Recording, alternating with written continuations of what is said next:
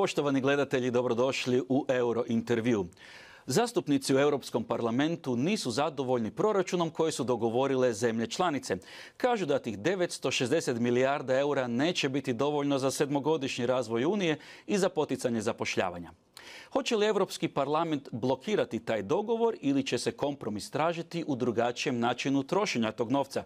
I kako će u svemu tome financijski proći Hrvatska? Odgovore ćemo doznati od naših gostiju. U studiju Europskog parlamenta u Strasbourgu pozdravljam Alena Lamassura, predsjednika odbora Europskog parlamenta za proračun. Dobar dan, dobrodošli. Welcome, Mr. Lamassur. Dobar dan. S nama je i Jan Mulder, nizozemski zastupnik u Europskom parlamentu. Welcome to Euro interview, Mr. Mulder. Dobar dan. Naš je gost i Ivajlo Kalfin, bugarski zastupnik u Europskom parlamentu. Welcome to Euro interview, Mr. Kalfin. Dobar dan. S nama je i Andrej Plenković, hrvatski promatrač u Europskom parlamentu. Dobrodošli u Euro intervju. Dobar dan, lijepi pozdrav svim gledateljima.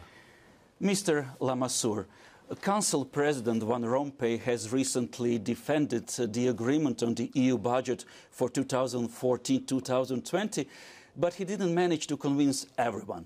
Does the agreement need to be renegotiated? At least part of it.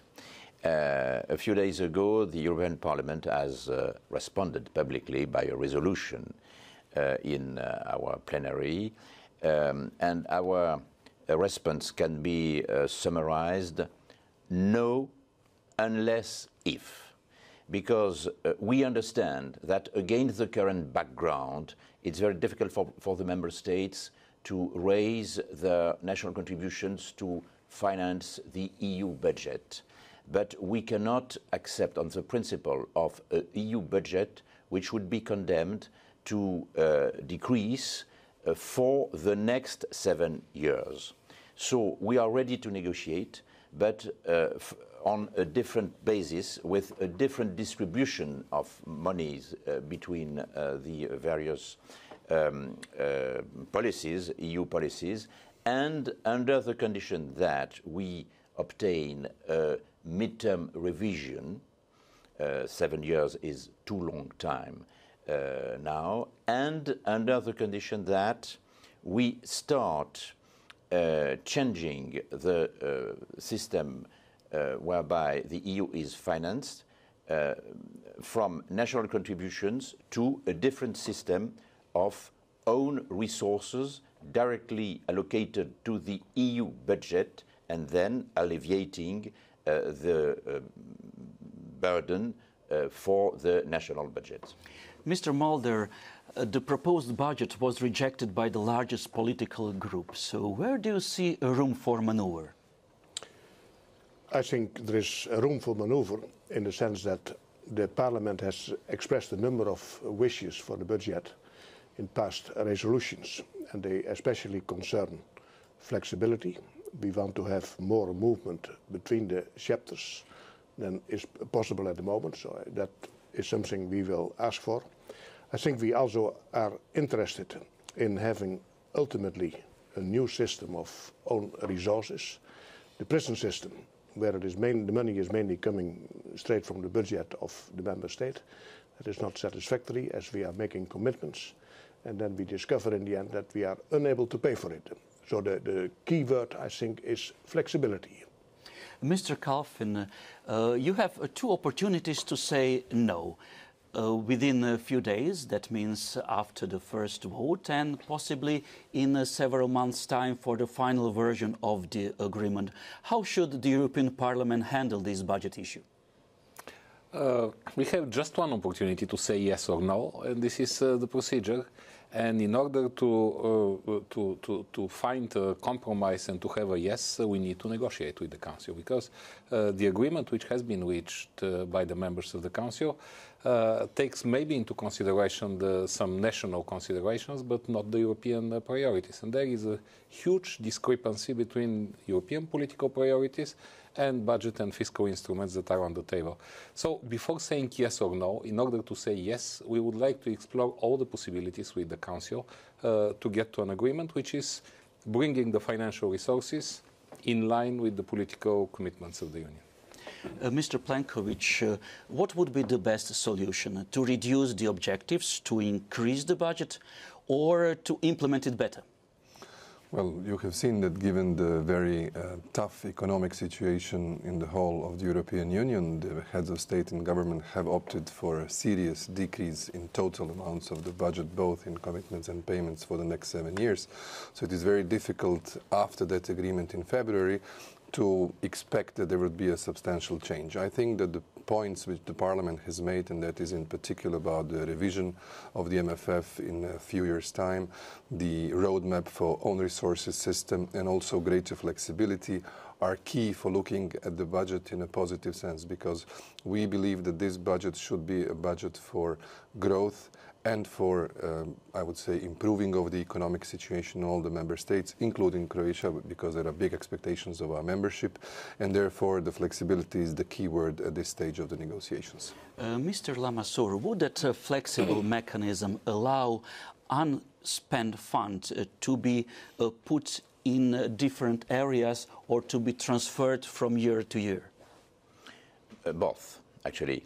A lesson we must all draw from all what has happened for the last 3 or 4 years is that we need more flexibility. We need more flexibility.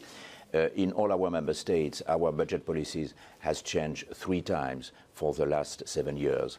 And now the order of the day is to cut, but we are on the verge of a recession all over Europe.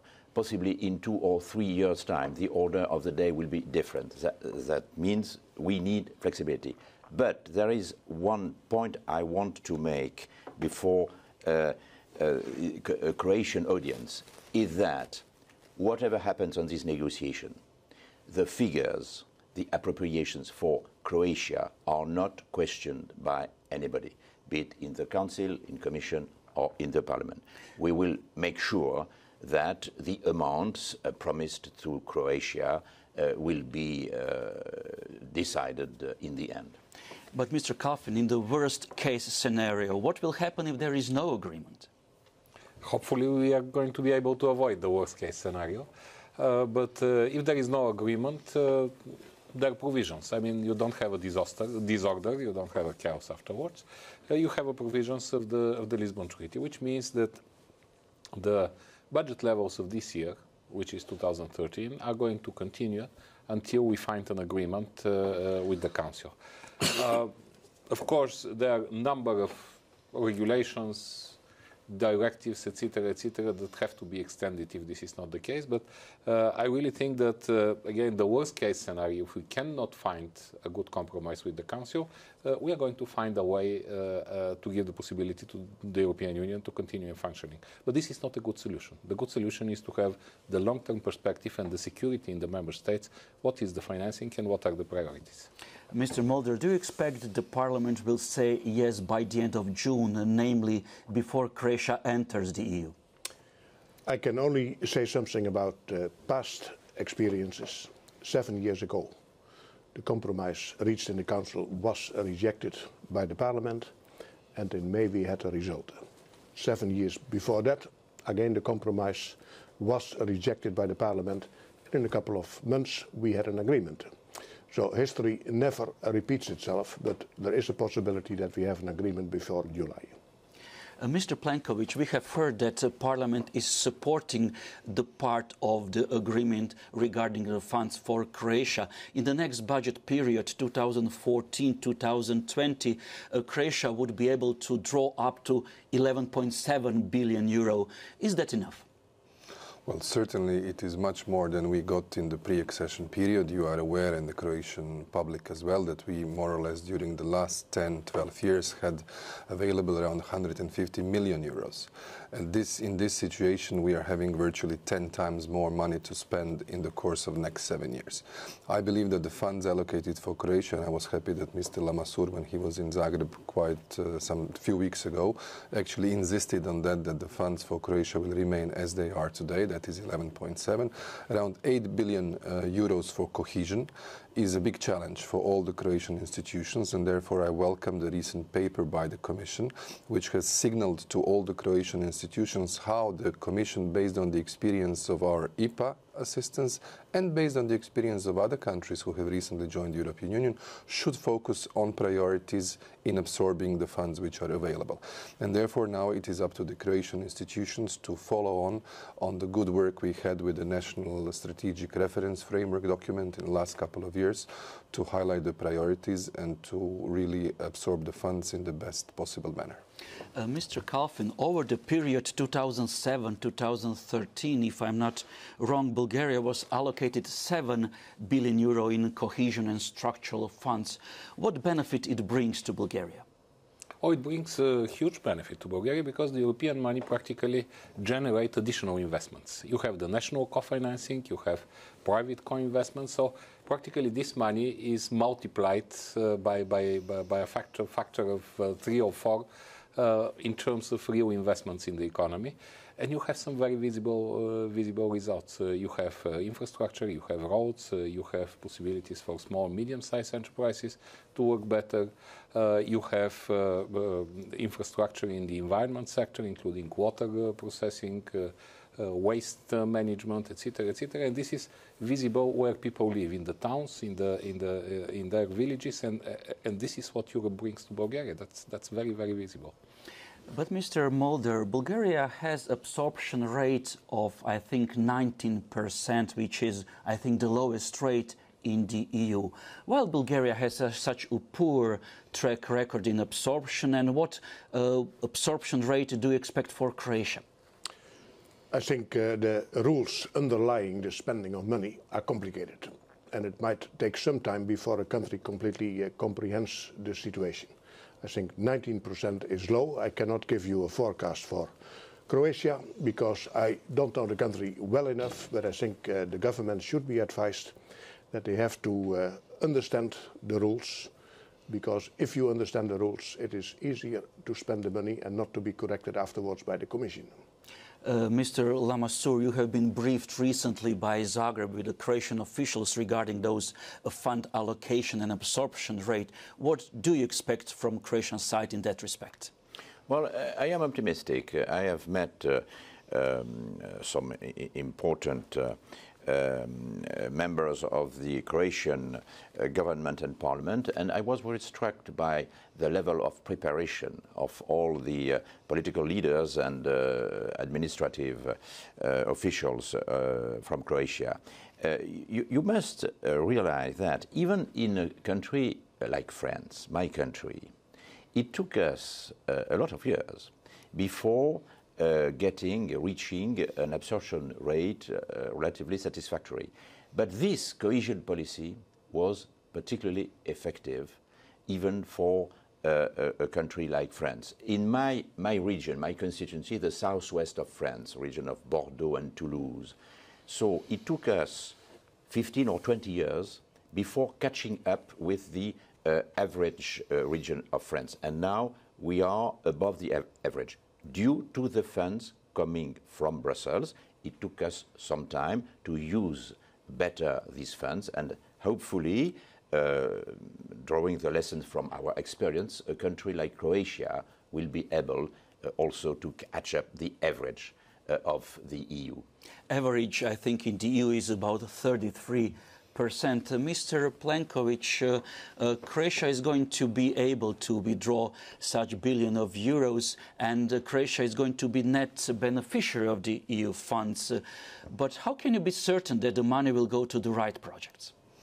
Well, that is up to the government to pick up the right priorities, and I think that we have learned over past 10 years the basic functioning of the spending system of the European Union funds, and that's why I mentioned the National Strategic Reference Framework as a document who set out priorities both in terms of competitiveness, in terms of infrastructure, in terms of transport. These are the lines that the current government is following up on the work of the previous government, and therefore we should always always look to the added value of the European funds to the national priorities that the government has as its own development framework. This is the key in order to find synergy between the European priorities and the funds available and the national activities. This is really essential. Mr. Kalfin, from your experience in Bulgaria, how that absorption rate might be boosted? With experience.